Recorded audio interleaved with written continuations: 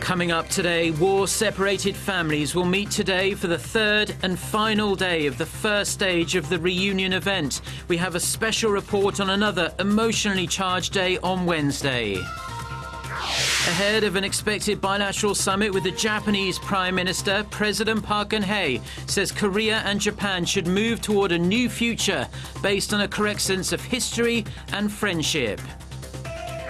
Plus, China and Britain ink a number of multi-billion-dollar deals as Chinese President Xi Jinping continues his state visit in London. Stay tuned for these stories and more.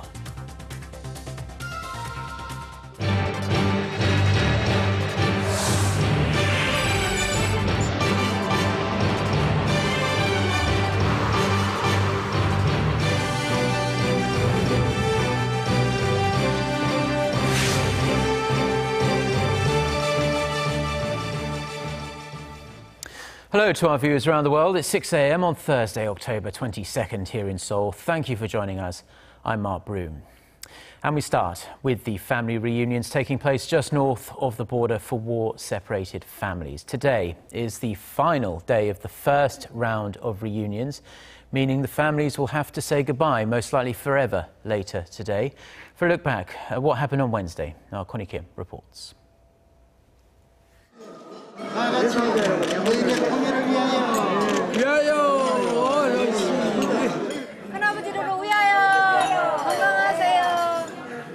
Families hold toasts celebrating their second meal together. They share food with their loved ones for once and eventually break into tears. Tears of happiness and joy.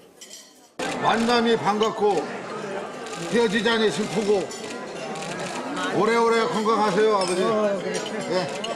Hands are tightly held, not missing a moment of this precious time together. A lot of them say they feel they have bonded, especially after sharing personal stories during closed-door individual meetings. One family even takes time to record a video message to some absent members living in Brazil.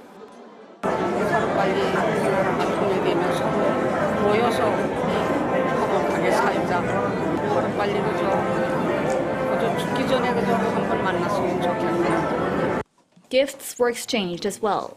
North Korean liquor, tablecloths, and scarves. Priceless presents South Korean families will keep forever. But as the families meet again for their group meeting in the afternoon, they feel time is running out quickly and they spend every minute they have left. 이제 가면은 언제 올지 모르기 때문에 또 뵐지도 모르고 그래서 이 동생이 형님한테 선물 하나 받아가려고 이 귀중한 시간 할애해갖고 연세 많으신데 이제 부탁드리고 있습니다. It's a house their family used to live together decades ago. Lee Jong-suk asks her father to sing his favorite song. It's a melody she has long been wanting to hear for years.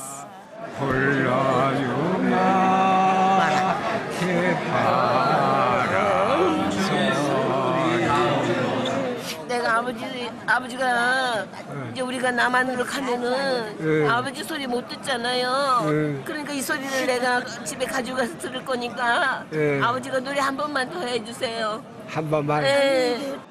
Looking at photographs and recalling memories, war-torn families spend time catching up after all those decades apart. But they can't help to wish they could spend more time together. 그래 이번에 뵈니까는 너무 좋은 거예요. 근데 조금만 길었으면 좋겠는데 내일 헤어진다니까 너무 또 아쉬운 거야 그냥. Spending their last night together in North Korea, not knowing when they'll see each other again after being separated for more than half a century, families are preparing for another tearful and painful goodbye. Connie Kim, Arirang News.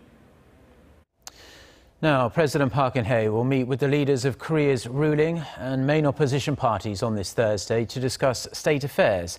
The president will explain the outcome of her recent visit to the United States when she holds a meeting with the chairman and floor leaders of the ruling Saenuri Party and the main opposition New Politics Alliance for Democracy at her office this afternoon.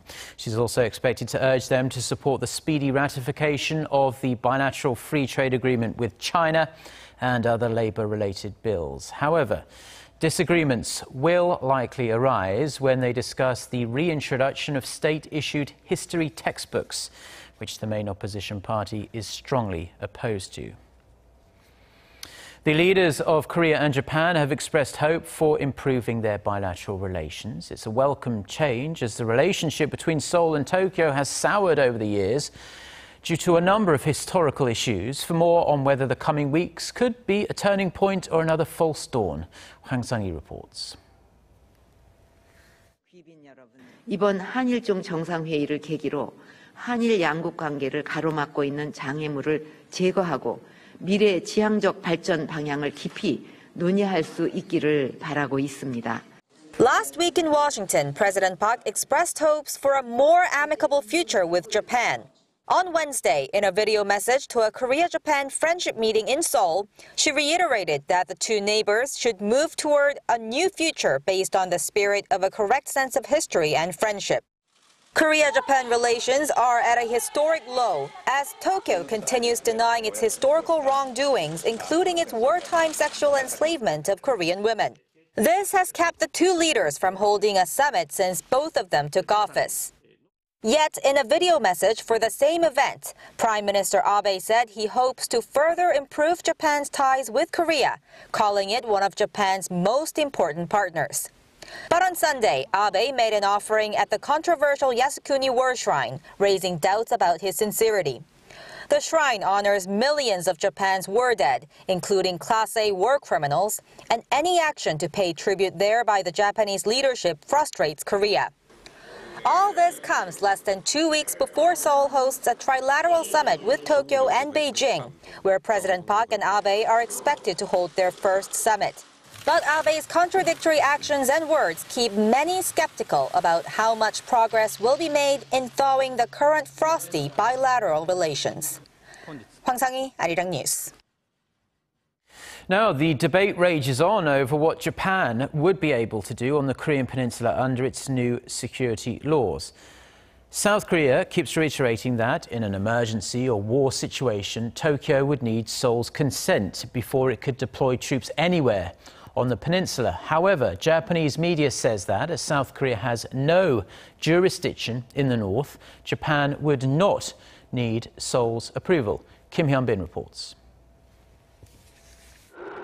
Several Japanese news outlets reported on Wednesday that Tokyo does not need Seoul's prior approval if sending its self-defense forces to North Korea during wartime. Japan's Nihon Keizai Shimbun stated that South Korea's jurisdiction lies south of the border and that Japan does not have to seek Seoul's approval to send troops into North Korea. Japan's Asahi Shimbun also reported that South Korea's defense minister Han Min-koo tried to emphasize that Japan needs to seek approval, but failed to mention whether North Korea was part of the country's jurisdiction. The reports come a day after South Korea's defense minister Han Min-koo held rare talks with his Japanese counterpart Gen Nakatani on Tuesday. Han reaffirmed Korea's stance that Japan needs prior approval before deploying any Japanese forces to the Korean peninsula, as North Korea is considered South Korean territory under constitutional law. But instead, Nakatani replied, saying Tokyo would abide by international law, which sees North Korea as a separate nation. Experts believe the involvement of Japanese troops in the communist regime during wartime will likely be the focus of trilateral defense talks between Seoul, Tokyo, and Washington in the future. Kim Hyun-bin, Arirang News. Now, China and Britain have been signing commercial deals totaling tens of billions of dollars during Chinese President Xi Jinping's stay in the country. The flagship announcement on Wednesday was a $9.2 billion investment by a Chinese state company in a nuclear power station in the southwest of the UK, which is due to be built by around 2025. British Prime Minister David Cameron said the deal was historic and would provide jobs and reliable, affordable energy for around 6 million homes. Cameron also announced following talks with President Xi in Downing Street that China had agreed not to conduct cyber espionage against UK companies. Asked about China's human rights issues, President Xi said his country attaches huge importance to human rights, but said there was room for improvement. Japan plans to remove tariffs on 95% of its agricultural and industrial goods following the recently inked Trans-Pacific Partnership Agreement. Japan's tariff removal is still lower than 11 other members of the TPP, as some fees on sensitive farm products will remain. Tokyo also plans to remove tariffs on 87% of exports to member states once the pact is implemented. Now, this TPP agreement involves 12 Pacific Rim countries, including Japan and the US. It is due to come into effect once the governments of each country ratify it. South Korea has expressed an interest in joining in the near future. Now, if you are a regular user of YouTube, and let's admit it, most of us are, you will soon be able to enjoy videos through the site ad-free, but it will cost you around $10 a month. The world's biggest video site announced Wednesday that it will launch a subscription service called YouTube Red that offers all the original videos, among other premium features, without interruption from advertisements. The new service will also let you play videos while using other apps on your phone and save videos to watch offline. It will cost $9.99 a month. It's going to launch on October 28th for users in the United States. International pricing and launches will be announced soon.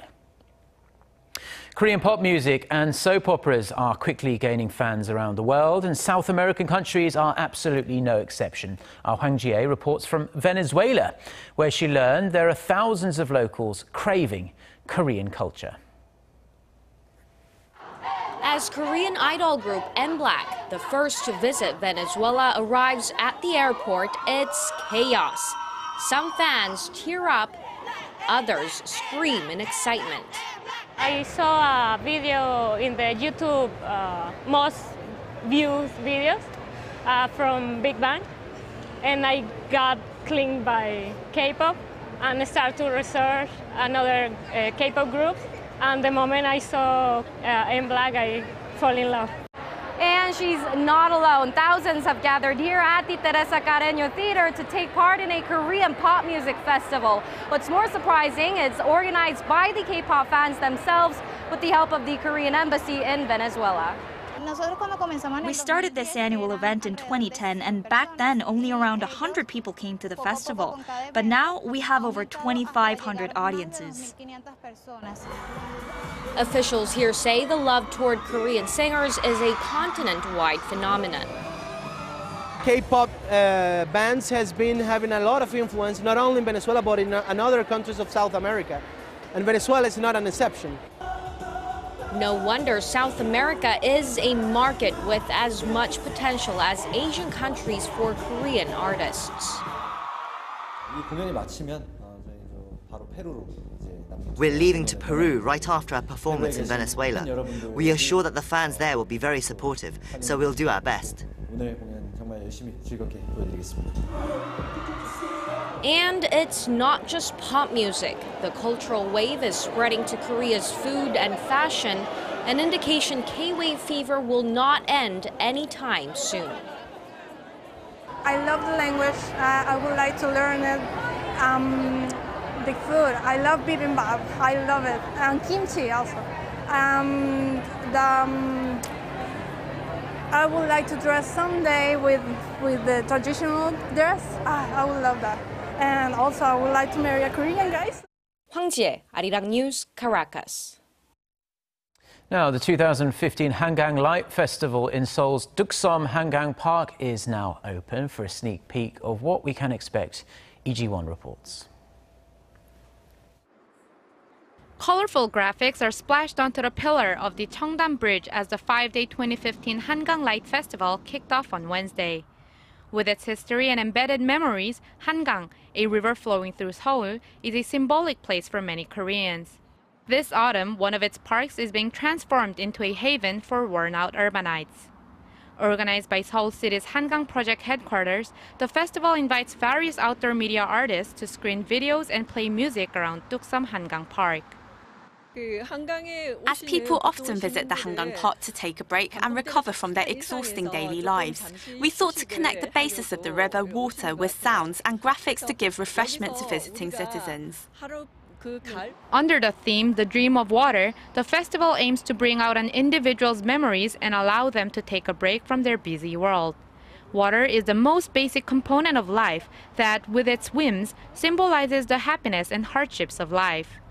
Through such visions of life, the artists created pieces through which viewers can reminisce and reflect on their lives.